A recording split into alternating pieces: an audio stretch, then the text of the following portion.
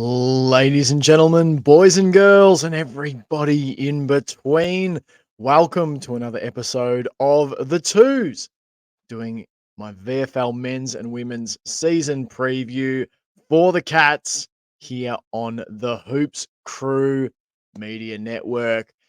Before we get into all that, remember, if you want game by game, round by round coverage of the VFL men's and women's Cats during the season, then all of my work on the twos is available through the Hoops Crew Patreon subscription, $6 Australian per month as part of the Early Goal Kickers Club, with 7-day free trials currently available. You get extended shows, early access to episodes like behind the play interview shows with Paul, and of course, VFL men's and women's coverage. So, with that out the way, let's get into it. And I want to start by taking a look back at last season. In case you didn't get to keep up with the VFL men and women last year, let's have a look what went down for the Cats.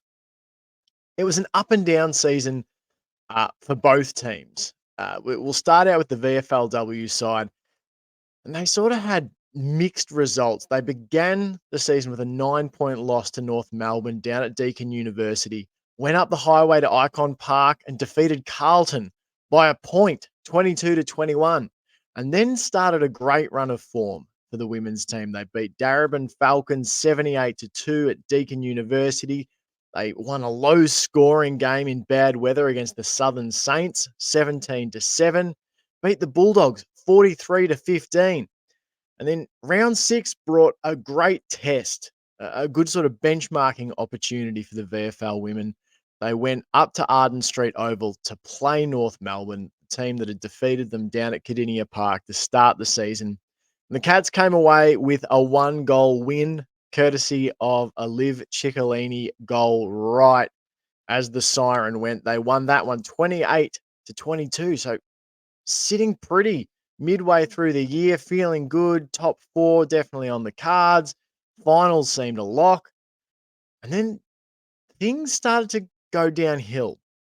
And part of this coincides with, the fact that AFLW players start to get pulled into their preseason and all that sort of stuff. But teams also just started to apply some negative tactics, some flooding.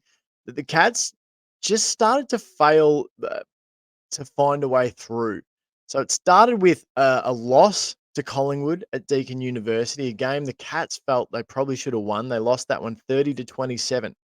Now they followed it up with a couple of wins. They beat Darebin 33-4 at Latrobe, then beat Essendon at the NEC hangar 28-26. But that was a game where, again, this flood tactic was present. And Geelong, it took them a long time to gain ascendancy in that match and then almost lost it at the death as Essendon pressed for a winner. But they won that. So things still looking good for finals at that stage at the end of round 9. But that's when things really began to fall apart for the VFLW side. They lost 32-25 at home to Port Melbourne. They lost 35-14 to the Casey Demons. They drew down at Deakin University with Box Hill Hawks 27-27, and then got smashed up at Collingwood's home ground 43-40. And although they put up a spirited fight against Williamstown in the final round of the season, they ultimately lost that one 51-37 at DSV Stadium.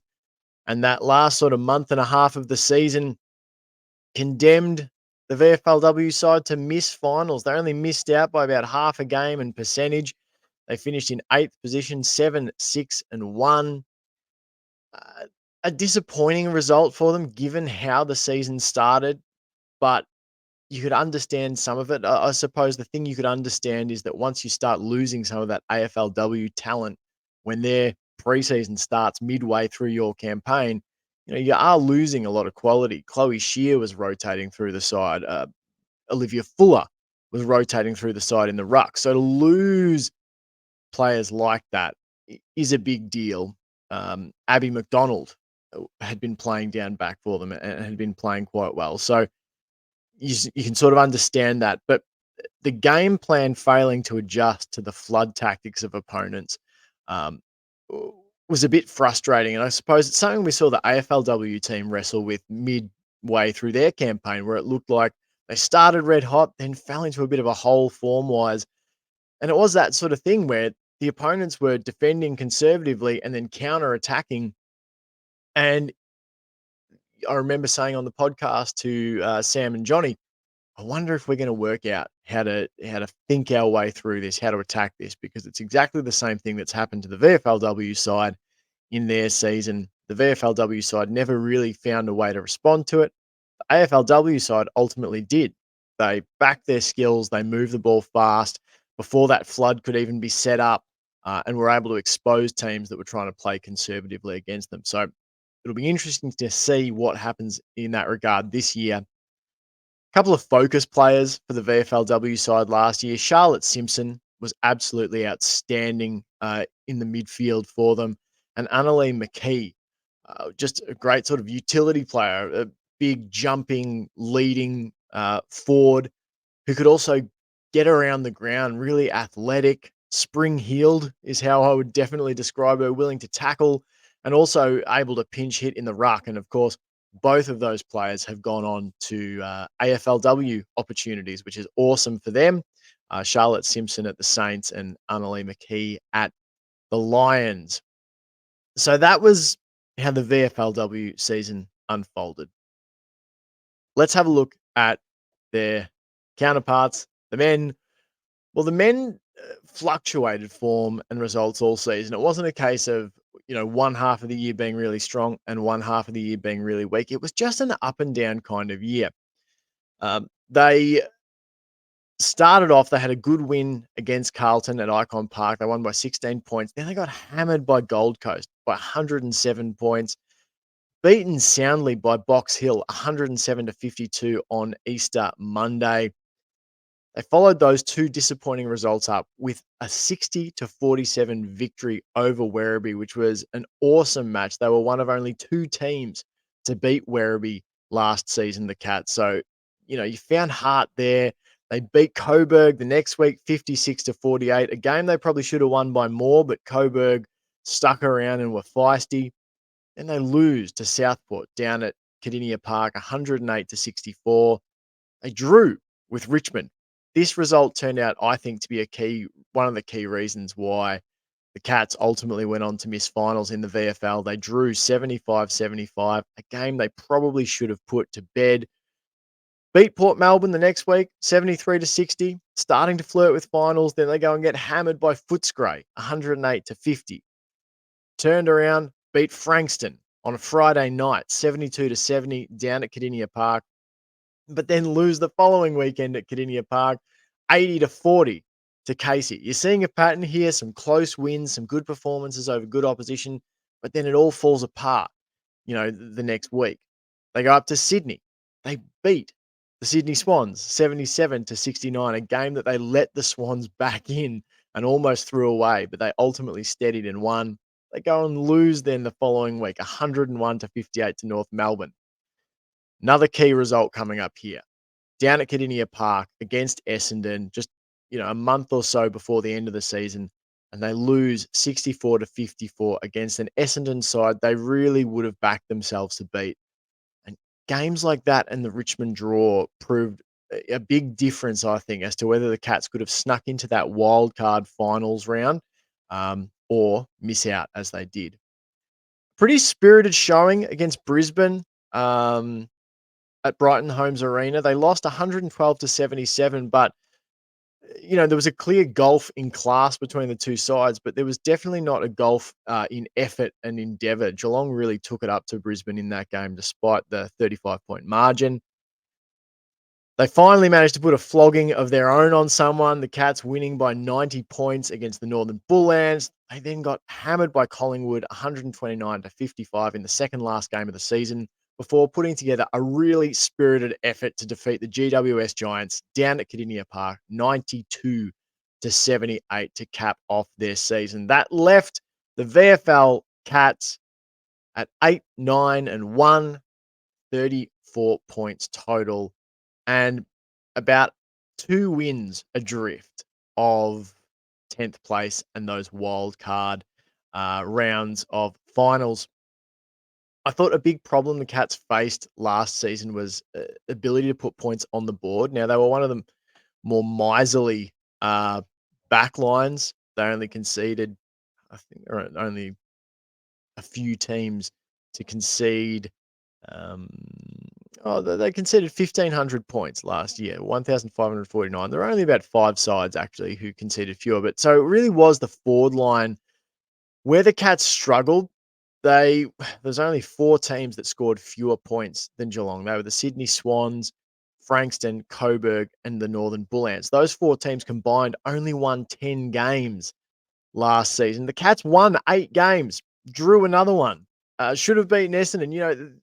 This is a team that if they managed to score instead of 1,200 points, if they'd scored 1,400, this is a team that probably sneaks in to the finals spot. So there was definitely an issue there with the way the forward line functioned at times. They played in a lot of low scoring games. Uh,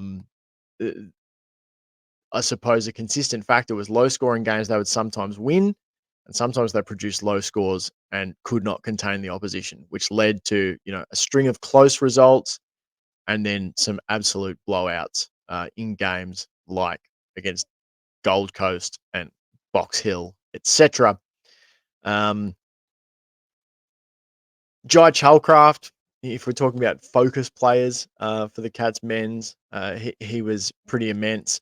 Um, in the midfield, I was sort of surprised that he didn't get picked up in the mid-season draft. The Cats obviously elected to go with Mitch Hardy. Um, Ollie Dempsey, standout season. And as we've just seen, he's translating what he did last year in the VFL. He was Geelong's only player in the VFL team of the season, I believe. So Ollie Dempsey just had a phenomenal year, showed that he was way too good for the level. And down back, Daniel Caperon was just immense. His intercepting and rebounding work for the Cats was huge. So it's good to see him back in the hoops.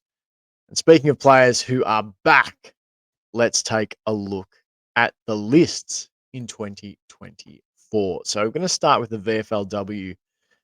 New players. We'll read through all the new players and I'll pick out a couple to give you some sort of highlights on. We've got Bridget Orton, Bridie Collins, Zoe Cowan, Jamila Cranny, Ruby Dale, Piper Dunlop, Sammy Gooden, Kelsey Gray, Lily Jordan, Zoe Larkins, Sophie Maher, Kate Martin, Caitlin Reid, Joe Sunderland, and Denby Taylor. So a couple of familiar names there. Sammy Gooden, previously on the Cats AFLW list. Great to add another tall to the mix, particularly in the absence of players like Annalee McKee, who's moved on to the AFLW. She was a player who really helped share some of the burden of the ruck last season. I imagine that we'll get, players like Olivia Fuller coming back through the VFLW ruck, but it's nice to see Sammy Gooden back in the mix. And Denby Taylor, another former AFLW Cat. Taylor took a break from footy after the 2021 season.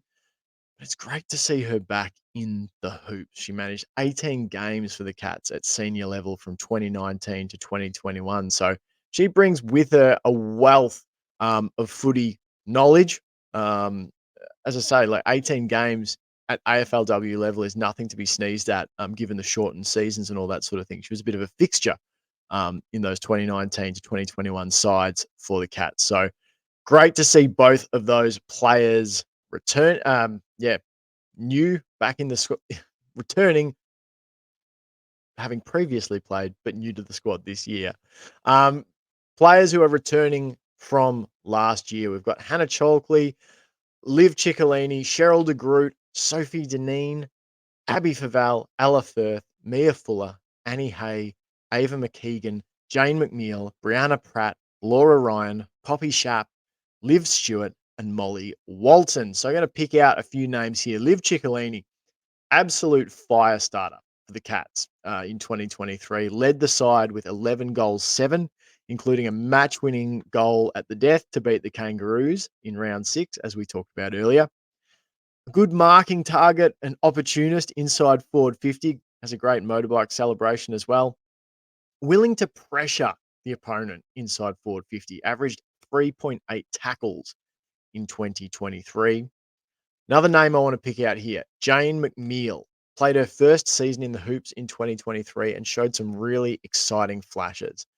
Only averaged 8.4 disposals and 2.8 tackles per game, but flick on the round 8 game against Darabin, where she had 15 touches, 5 tackles, and a goal, and you'll see the upside.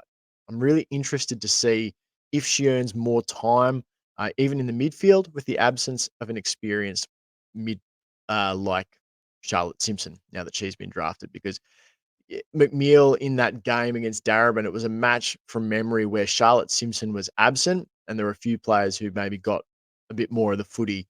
Um, just looks like a slick player, really sort of smooth skill set. Just interested to see how she develops in this year for the Cats. Finally, Mia Fuller is another cat I want to highlight here. If you listen to my coverage of the VFL Cats, VFLW Cats last season, you'll know I'm super high on young cat Mia Fuller. She made her first appearance in round 7 and impressed me with her pressure work. She racked up 8 tackles on debut. She appeared in all 4 final games of the season, averaged 15 disposals, 3.2 marks, and 8 tackles per game. Now, the pressure work jumps off the screen. She stands out. She's got shaved head, is amazing pressure artist, I guess, averaging 8 tackles a game, says it all. But that shouldn't distract from the fact that I think she can become a very technically accomplished user of the footy. She already displays great technique with her kicking and hand passing. And I believe that she has the chance to become one of Geelong's most important players in 2024. I really do. And an AFLW draft prospect. I think that there's this void at the moment in that midfield with such a great player like Charlotte Simpson leaving. I feel like Mia Fuller is right there as one of those players who could go on ball and win those, 20 touches a game and use it to really good effect.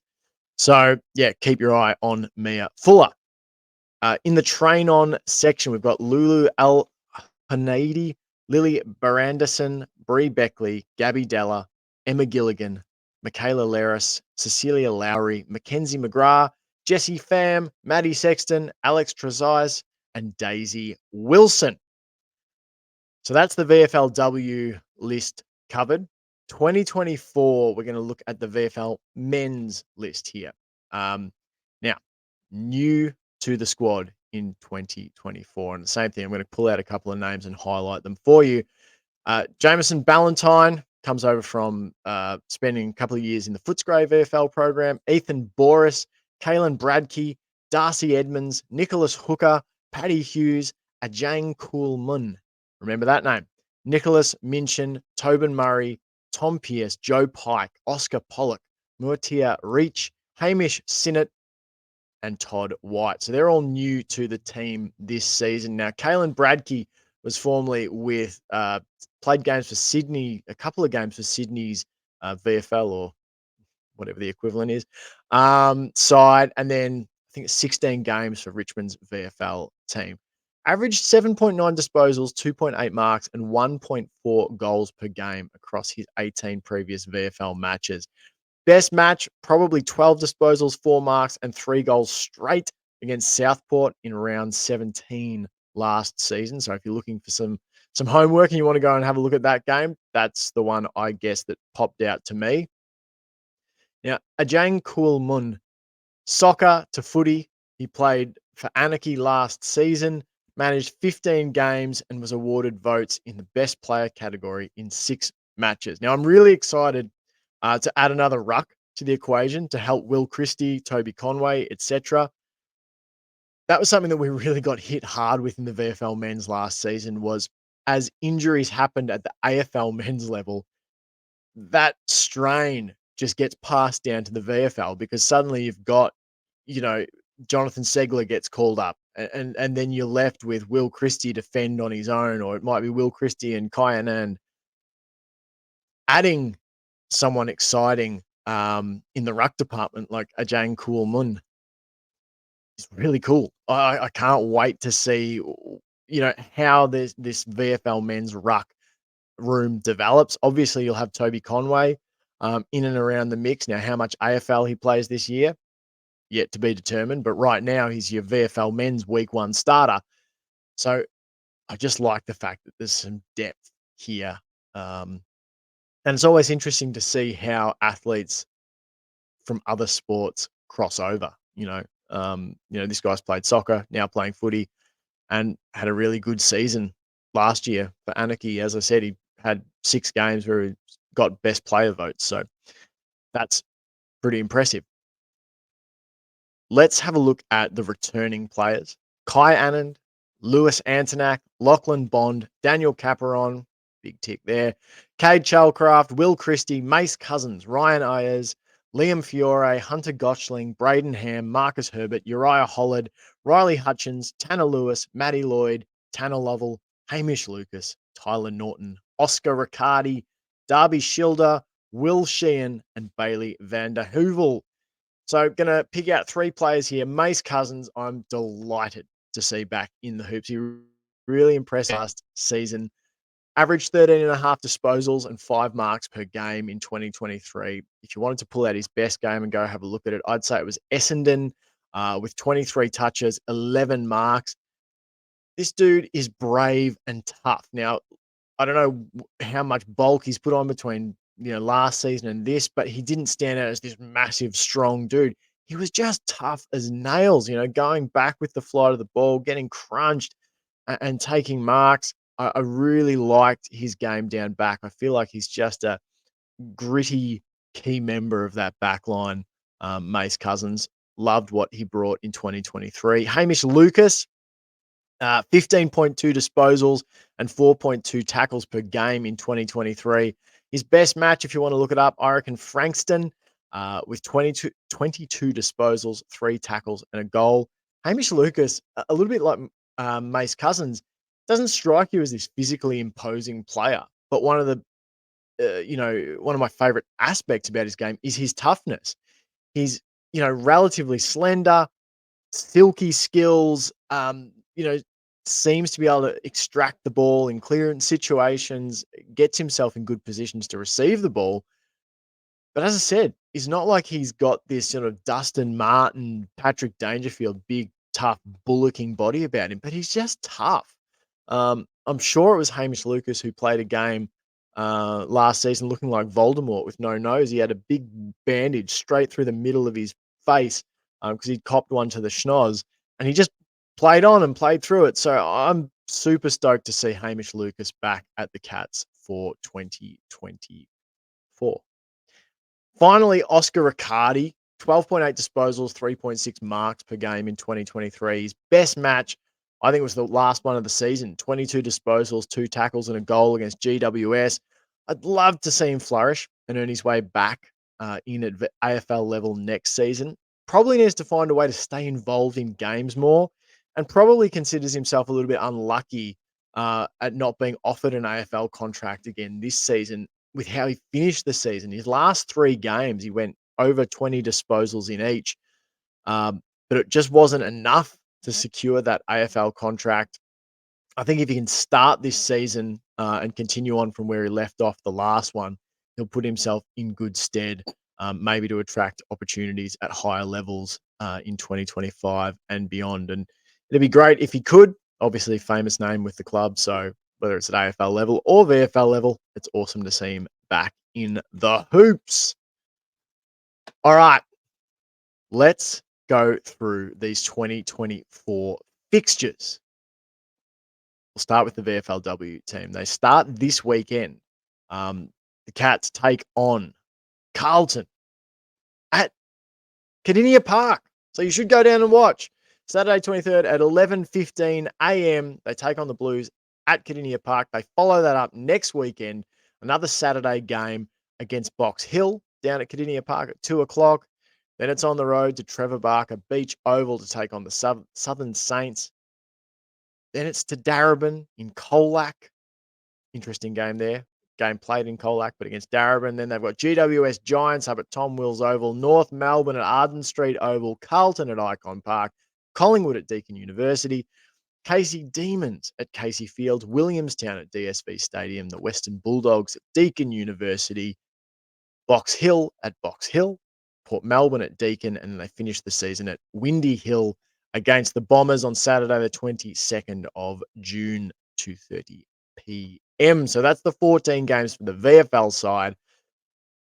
The VFL men's team open both rounds of the season, the opening two rounds of the season this weekend, Saturday 23rd at 2:05 p.m. at Cardinia Park. So you can get your double dose. Go watch the VFLW and then watch the VFL men's, and the same again next week, Saturday the 30th of March. The VFL men take on the Box Hill Hawks at Cardinia Park at 11:05. So make sure you get along to both those double headers. Then there's the break the next weekend because it's VFL versus Sandful, a bit of a state of origin type thing happening there. Then we're back. The VFL men on Sunday, the 14th of April. They play the Northern Bull Ants. They play the Brisbane Lions. They play Carlton. All those games on the road. They're back at home against Frankston on Sunday, the 5th of May. Then they've got a bye. Then it's up to Piranha Park to take on Coburg. Back home for back-to-back home games at Cardinia Park against GWS and Richmond. Up to the SCG to take on the Swans on Sunday, the 9th of June at 11:35 a.m. Then there's a bye in round 12. They follow that up by going to ETU Stadium to take on Port Melbourne on Sunday, the 23rd of June. And then we reach the floating fixture part of the season, rounds 14 to rounds 21 for the Cats to be confirmed. We know the opponents. They go Sandringham, Box Hill, Collingwood, Footscray, North Melbourne, by Carlton and Sandringham, but we don't know where, when, etc. We don't know what the breakdown is there. So those are the fixtures for both the men's and women's teams in 2024. And I did a more detailed fixture breakdown, which you can check out also on YouTube. If you go back, you'll see there was a fixture breakdown there. All right. You can also listen to that one on Spotify. Let's move to the final part of the preview, and that is my 2024 predictions for the Cats. All right, the VFLW side, I think they play finals if they work out how to manage without their AFLW talent as it begins to drift away in the latter part of the season into their own preseason. And if they can find solutions to those negative flood tactics that their opponents used. Um, teams don't want the Cats possessing and methodically moving the ball down the ground, which they're very good at if you allow them the space and time. So they flood the back half of the ground. You have to move the ball quick and you have to be brave. And as we said in the VFLW season, being brave here is actually being smart. You have a higher likelihood of avoiding being flooded out of a game if you move the ball at speed and don't let teams have that time. If you make them panic, make them make the mistakes, make them, misshape their defensive formations. So you have to do that. It's how the AFLW side overcame it. They had to move quickly and counterattack quickly when they had the turnover, or when they were moving the ball out from a kick-in. Got to go at speed and back your possession. So I think they will play finals though. And if things went really well, they're going to make one of those sort of top four-ish type spots. But I think this VFLW should back itself to play finals. There's enough talent there, even when the AFLW talent starts to drift away. The VFL men, I think they feature in a wildcard round of the finals this season. To make it there, they'll need to get full value out of their home games. You can't drop matches like the Essendon one last year. And they must take any road win points they can get. You can't afford games like the draw against Richmond last year, which was one that if they win by a point, it's another 4 points you bank. Improvement in AFL men's prospects, pushing their selection case can be a real propellant for them. Names like Ted Closey, Phoenix Foster, Shannon Neal, Mitch Nevitt, and others can help this team ascend up the ladder. It works a little bit differently, I suppose, for the VFLW team where you get those AFLW listed players at the start of the season when they're wanting to get a bit of touch and footy in while they're not doing preseason training. But then as their season approaches, they disappear.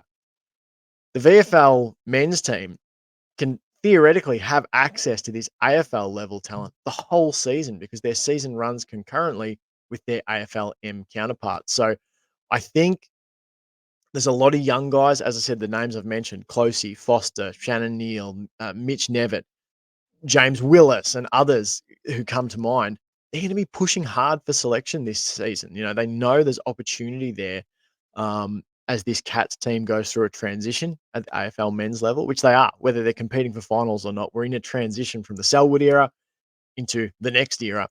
Um, it's consistency that this VFL men's team has to find if they want to make finals. They have to be able to put teams away that they should beat. The Essendon game, the Richmond game from last year. And they've probably got to reduce those margins of defeat against teams like the Gold Coast. You don't have to go and get 4 points against the Gold Coast, you know, up on the Gold Coast. But the percentage points hits you take when you get beaten by 100, it can really impact you in the back end of the season when you're competing against a whole bunch of teams for a couple of final spots. So that's what I reckon there. I think both teams will play finals, but they need to do those things that I've mentioned in order to make it a reality. All right, that's it. That was my VFL men's and women's season preview. Remember, I will be covering the VFL men and women all season on the twos, which is available through the Hoops Crew Patreon subscription. That's the only way you can listen to it. And the only way you're going to get coverage of the VFL on the Hoops Crew is by subscribing to the Patreon. It's $6 Australian per month as part of the Early Goal Kickers Club. And remember, we are offering 7-day free trials. You get extended shows, you get early access to things like behind the play interview episodes. Paul's just done great ones with Claudia Gunjaka and some of Geelong's AFLW draftees. There's one with Jed Buse, which was fantastic. Dr. Peter Larkins, so much good stuff there. And of course, you also get access to the twos and my VFL men's and women's coverage there. And this coverage that I give, yes, it's going to be about the results. Yes, it's going to be about how the season unfolds. But a lot of it is focused in on the development of the AFL listed players as well. So you get to check in on how players like Phoenix Foster and Shannon Neal and Ted Closey are doing. You get to check in with how players like Olivia Fuller or maybe Abby McDonald might be going for the AFLW Cats. So if you want all that, go on over, subscribe on the Patreon. Thanks so much for watching. Thanks so much for listening. Until next time, go Cats.